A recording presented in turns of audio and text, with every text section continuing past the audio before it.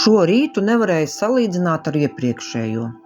Kafija kā sapratusi, ka darījusi nepareizi, tad šorīt brokastu krūzē bija jau paspējusi padzist, lai Gunārs to varētu nobaudīt bez miesas bojājumiem. Zeķes būs diezgan labas, ko vakar vilka. Pārējais apģērbs ar nevainas. Sērkociņu kastītes uz plītsmeles velti raudzījās, lai kaut vienu paņem līdz.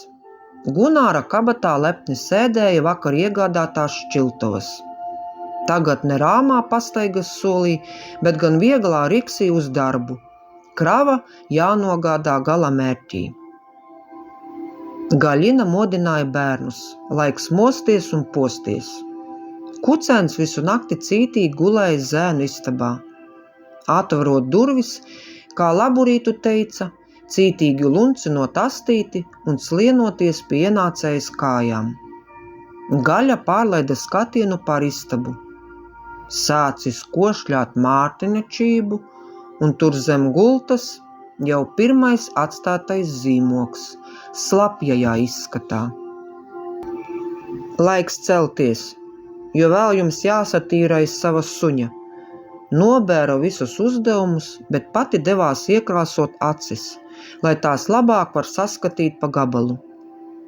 Abi brāļi karmijā, no gultas jau bija izlekuši un pirmais, ko darīja, sasveicinājās ar savu draugu. Reksi, labrīt! Nevis Reksi, bet melnais. Tas ir mans suns, un tāpēc es izlemšu, kāds būs vārds. Kā deputāts no tribīnes runāja Mārtiņš. Ja tavs suns, tad pats arī tīri to peļķi zem gultas. Ivars pats bija izbrīnīts, cik veikli nolika brāli pie vietas. Jūs tur taisāties? Jau no virtuves sauca mamma. Jā, vienbalsīga atbilde. Mārtiņš sameklēja grīdas luputu un satīrīja aiz savas dzimšanas dienas dāvanas. Mam, bet kur Reksis paliks pa dienu, kamēr mājās neviena nav? Stīvējot izejamās bikses no savas istabas jautāja dēls. Nezinu, gan jau koridorī, bet visas durvis jāiztaisa ciet, mamma atbildēja. Vēl pirms atvadām Reksis varēja pabaudīt niecīgos pagalma brīnumus – peļķes, skaņas, smaržas. Protams, starp šiem visiem veicamajiem darbiem viens bija vissvarīgākais – dari kā darīdams, bet lai koridora grīda līdz pēcpusdienai būtu sausa. Tad mazās saimnieka rokas ienesa suņa bērnu koridorī, kur jau bija ierīkoti apartamenti. Bļodiņa ar ūdeni un otra ar sagrieztu desu. Vēl kāds labvēlis bija parūpējies par to, lai koridorī tupētājam nav garlaicīgi. Atstāta neliela, jau gaisu izpūtusi sarkana bumba. Vēl divi roku pāri pabužināja galvu, dīvaina skaņa pie durvīm un visi prom. Kucēns pieliecās pie vienas bļodiņas, it kā izpētītu. Ko tad man te atstājuši? Ūdens un desa. Labi, to tad vēlāk, jo ne ēst, ne dzert vēl negribas. Pabakstīja bumbu. Tas gan interesants objekts, pat ripo. Pēc mirkļa šī aktivitāte apnika. Aplūkoja telpu. Kaut kādi lieli torņi, kur visādas lietas saliktas. Tādi kā apavi un vēl kaut kas, ko mazās suņa acis un deguns vēl nebija iepazinušas. Ja tā labi paliktos, tad pie vienas varētu tikt. Pirms šāda darba jāieturas. Pāris desas gabaliņu un ielaktais ūdens deva spēku nospraustajam mērķim. Sasprindzināja gan acu skatu, gan mazos muskuļus. Ar lielu blīkšķi zemē novēlās kaut kas krāsains, tāds kā audums, tikai nedaudz čaukst. Vienā galā graušana patīkama. Melnais materiāls paļāvīgi skrapstēja, bet tālāk gan sajūtas nepārāk, kaut kas augsts un nepadevās zobu pieskārienam. Tad jau jāatgriežas pie tā čaukstoša auduma, ja pietur ar ķepu, pat sanāk patīkama skaņa un sajūta, ka tā jauki viss ieplīst. Arī tas ātri apnika. Vēl viens lēciens, šoreiz neveiksmīgs. Reksis ar būkšķi nokrita augšpēdu, papurināja galvu un nav ko tur, lēks otrais. Veiksmīgi. Pašam gandrīz uzgāzās liels zābaks. Apostīja. Izskatījās, ka tas būs labs. To arī noprovēja mazie niezošie zobiņi. O, jā, patīkams materiāls, tāds trekni gumijots, bauda to košļāt. Labu brīdi zābakam nācās tā tuvāk, sapazīties ar jauno mājas sargu. No lielās strādāšanas uznāca snaudiens. Turpat pie jau graust iesāktā zābaka arī ļāvās.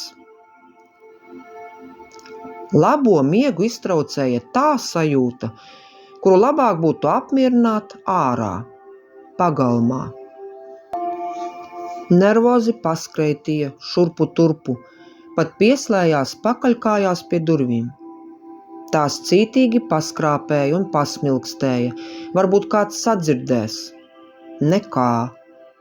Un ko darīt? Ziņots par dabisko vajadzību bija, pacieties arī ir pietiekami. Ko tālāk? Laidīs to visu koridora stūrī. Tagad var uzēst desu. Apgūlies kaut ko prātoja. Dzintara krāsas acis, mazās patumšās ausis, brūni pelēki melnais kažociņš un mazās kājas, kuras bija gatavas skriet. Reksis nezināja, no kurienes viņš radies. Nevarēja lepoties ar nesci paudžu ciltrakstiem, kādi bija tiem smalkajiem šķirnes suņiem. Nebija vēl lāgā iepazinis savu mammu, brāļus un māsas, ka pēc pāris nedēļām tos jau paņēma un pašu iebāza kaut kādā maisā un izsvieda ceļmalā. Dzirdēja it kā attaisnojumu šādai rīcībai. Jūsu ir par daudz, nevaru visus pabarot. Aplūkojot Reksi, varēja nojaust par viņa vecākiem. Viens varēja būt no vilkas sugas, par to liecināja kucēna kažoka krāsojums. Otrs, kāds vai kāda, krietni mazāka auguma, Rekša pasīkā auguma uzbūve.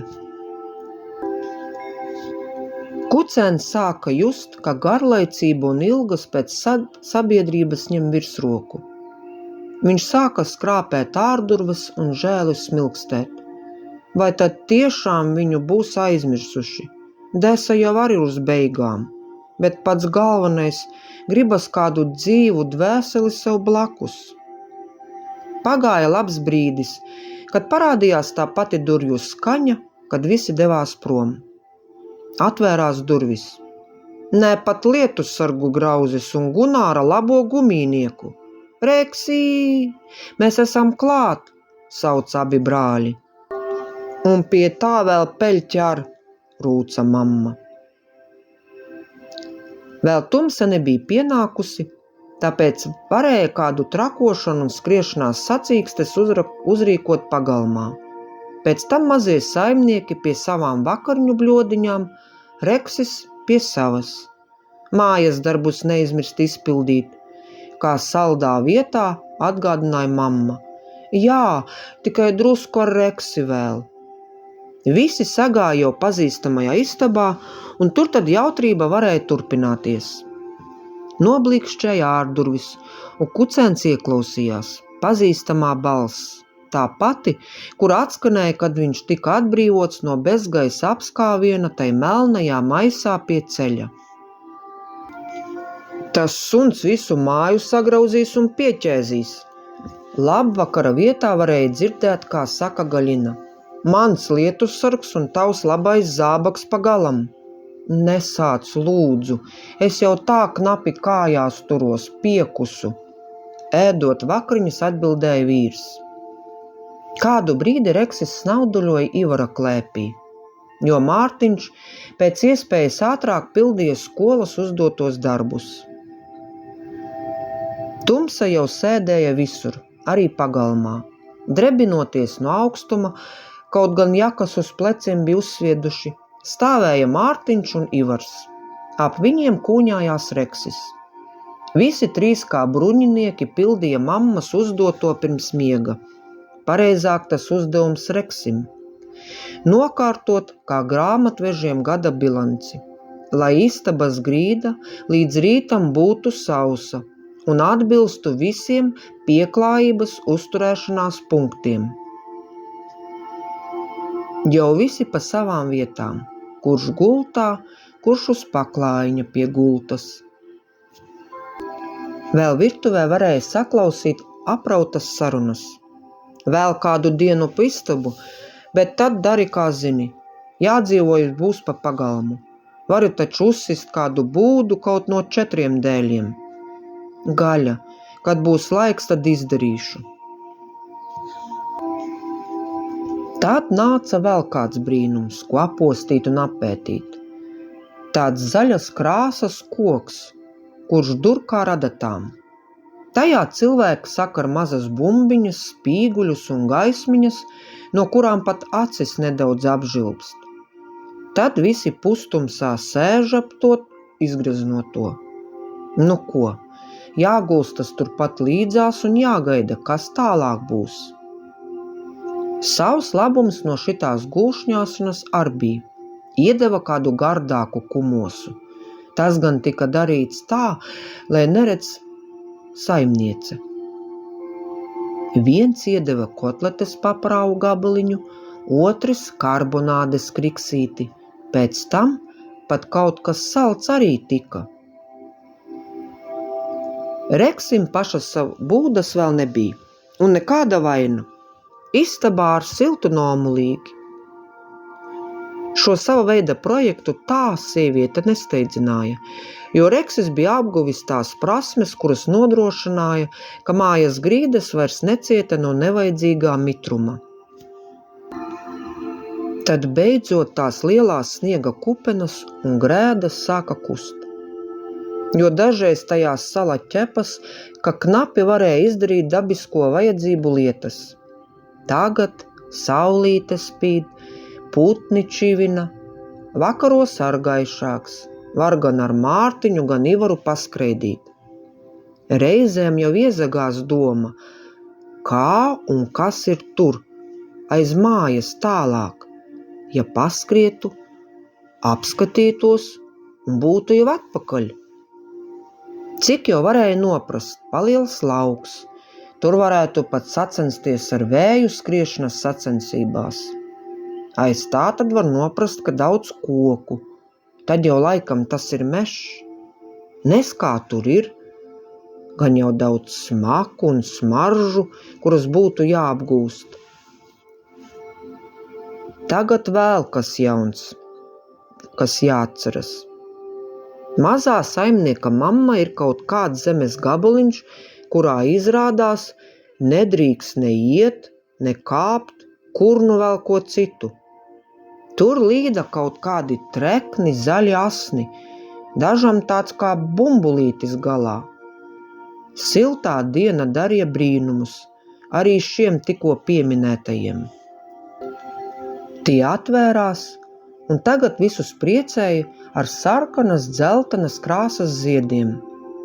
Tad laikam, ja pareizi sadzirdēja un saprata, ka tā esot puķu dobe.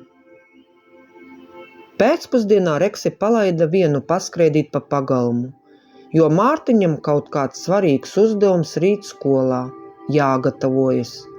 Ivaram arī, jāmācās dzejolis pasākumam. Labi, nav nevainas, izklaidēšos viens.